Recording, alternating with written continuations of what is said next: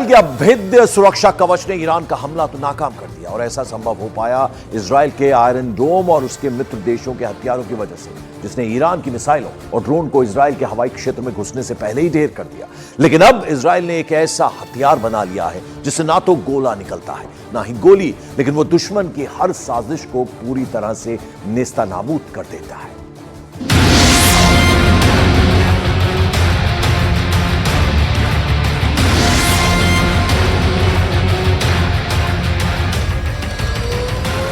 आसमान में ड्रोन और मिसाइलों की बरसात।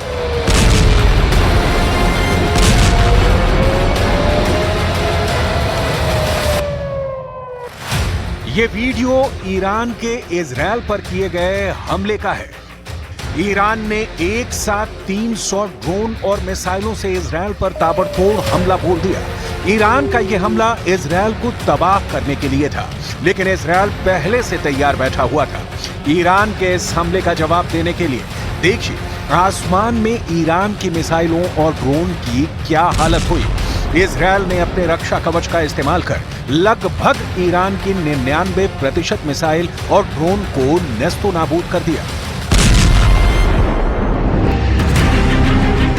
ये इजराइल का ट्रेलर था। पूरी पिक्चर अभी कुछ ही दिन में दिखने वाली है, क्योंकि मीडिया रिपोर्ट्स की माने तो इजराइल ईरान के साथ वार में बहुत ही जल्द अपना ब्रह्मास्त्र उतारने वाला है। आयरन बीम यानी इजराइल का वो हथियार जो ना तो गोली दागता है और ना ही गोला। इजराइल के इस हथियार से सिर्फ एक बीम निकलती है, लेजर बीम, और दुश्मन का मानव रहित हवाई प्रणाली यानी UAS, काउंटर मानव रहित हवाई प्रणाली यानी CUAS, तोपखाना और मोर्टार, छोटी मिसाइलें सब के सब बेअसर हो जाती हैं। इजराइल का ये ब्रह्मास्त्र खुद तो दुश्मन के हथियारों को धुआं धुआं करता ही है, साथ ही एक दूसरे रक्षा प्रणालियों के साथ भी मिलकर काम करने में सक्षम है।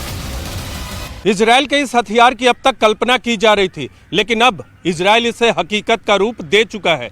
2025 में पहले आयरन बीम इजराइल के हथियारों में शामिल होने वाला था, लेकिन इसकी खासियत को देखते हुए इजराइल ने इसे पहले ही अपनी आर्मी में शामिल कर दिया ताकि इसका इस्तेमाल किया जा सके, और हमास के खिलाफ इसका टेस्टिंग के तौर पे भी इस्तेमाल हो चुका है।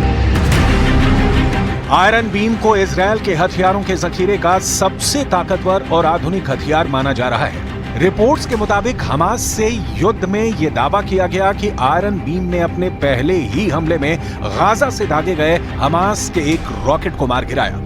इजराइल की मीडिया के मुताबिक मोसाद से जारी जंग में इजराइल की फौज ने पहली बार अपने इस विध्वंसक हथियार का इस्तेमाल किया। अब वो वीडियो देखिए जब इजराइल ने आयरन बीम का परीक्षण किया। वीडियो की शुरुआत इजराइल के एक रेगिस्तानी इलाके से होती है, फिर कैमरा उस जगह पर पहुंचता है जहां सुनसान इलाके में कुछ गाड़ियां खड़ी हैं। इसके बाद वीडियो में दुनिया का वो पहला लेजर वेपन सिस्टम नजर आता है। वीडियो में इजराइल की सेना के कुछ अधिकारी वेपन सिस्टम के करीब खड़े होकर इसके बारे में बात करते हुए देखे जा सकते हैं। इसके बाद कैमरा एक कंट्रोल रूम के अंदर पहुंचता है, जहां सैकड़ों की तादाद में साइंटिस्ट आयरन बीम के टेस्ट के लिए मौजूद नजर आते हैं। कंट्रोल रूम में वेपन सिस्टम के परीक्षण करने का काउंटडाउन चल रहा है। इसके बाद रेगिस्तान के एक दूसरे इलाके से एक के बाद एक 4 रॉकेट छोड़े जाते हैं। रॉकेट दागे जाने के साथ ही लेजर वेपन सिस्टम भी एक्टिव हो जाता है और एक एक करके सभी रॉकेट्स को हवा में ही धुआं धुआं कर देता है। रॉकेट के परीक्षण के बाद मोर्टार से हमला किया जाता है। मोर्टार से निकले गोले को भी उसके टारगेट तक पहुंचने से पहले ही आयरन बीम हवा में ही नष्ट कर देता है। इसके बाद इसी वीडियो में एक अनमैन्ड एरियल व्हीकल यानी UAV दिखाई देता है। आयरन बीम वेपन सिस्टम का रेडार UAV को इंटरसेप्ट करता है और फिर एक लेजर बीम निकलती है और कुछ ही पलों में उस UAV का भी वही अंजाम होता है जो पहले के दोनों हथियारों के साथ हुआ, यानी सब कुछ धुआं धुआं।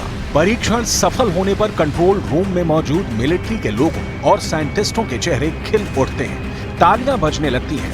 अब इन वीडियो को देखिए, इजराइल पर हमले के लिए निकले इन तीनों हथियारों का क्या हश्र होता है। इजरायल कई सालों से इस तकनीक पर काम कर रहा था, क्योंकि इजरायल की भौगोलिक बनावट ही ऐसी है कि उसके चारों तरफ उसके दुश्मन ही दुश्मन है। लेकिन इजरायल हमेशा हर युद्ध में अपने दुश्मनों को जवाब देता है, और अगर एक बार इजरायल पर किसी ने हमला किया तो इजरायल का पलटवार ऐसा होता है कि दुश्मन देश की रूह कांप जाती है।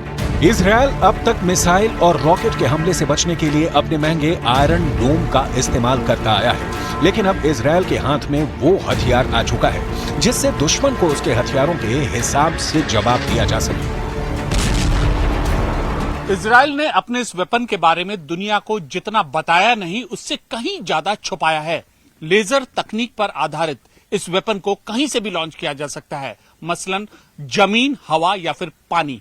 आयरन बीम तकनीक, जिसका परीक्षण हाल ही के दिनों में इजराइल के युद्ध क्षेत्र में हुआ है, उसके नतीजे इस बात की ओर इशारा करते हैं कि यह अन्य वेपन के मुकाबले काफी सस्ता है, लेकिन मारक इसकी उतनी ही घातक है जितना अन्य हथियारों की होती है। मीडिया रिपोर्ट्स के मुताबिक आयरन बीम को एक बार इस्तेमाल करने की अनुमानित लागत करीब $2000 है, जबकि आयरन डोम को एक बार इस्तेमाल करने में $50,000 का खर्च आता है। यानी इजरायल ने अपने बॉर्डर की मुस्तैदी से सुरक्षा के लिए अब नया हथियार ढूंढ लिया है, जो दुश्मन की हर साजिश को अपनी मजबूत लेजर बीम से धुआं कर देगा। इजरायल पर हुए हमले के बाद ईरान में अफरा तफरी का माहौल है, क्योंकि पूरी दुनिया जानती है इजरायल अपने दुश्मनों को कभी माफ नहीं करता और दोस्तों के लिए अपनी जान भी दांव पर लगा देता है।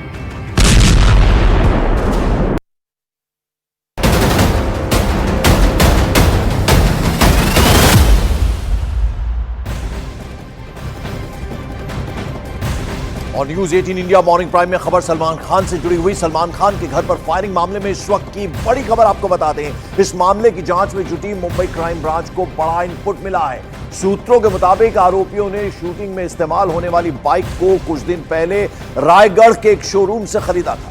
अब पुलिस जांच कर रही है कि ये बाइक किसके नाम पर खरीदी गई और बाइक मालिक के पेपर असली हैं या फर्जी हैं। ऐसे मामलों में ज्यादातर चोरी की बाइक का ही इस्तेमाल किया जाता है, लेकिन इस मामले में नई बाइक का इस्तेमाल किया गया है। ये चौंकाने वाली बात सामने आई है, यानी एक बिल्कुल ब्रांड न्यू बाइक है। किस शोरूम से खरीदी गई, कौन इसका मालिक है, इसके पेपर्स जो हैं उससे कैसे अब इसके मालिक तक पहुंचा जाए, इसकी तफ्तीश में अब इस वक्त पुलिस लगी हुई है।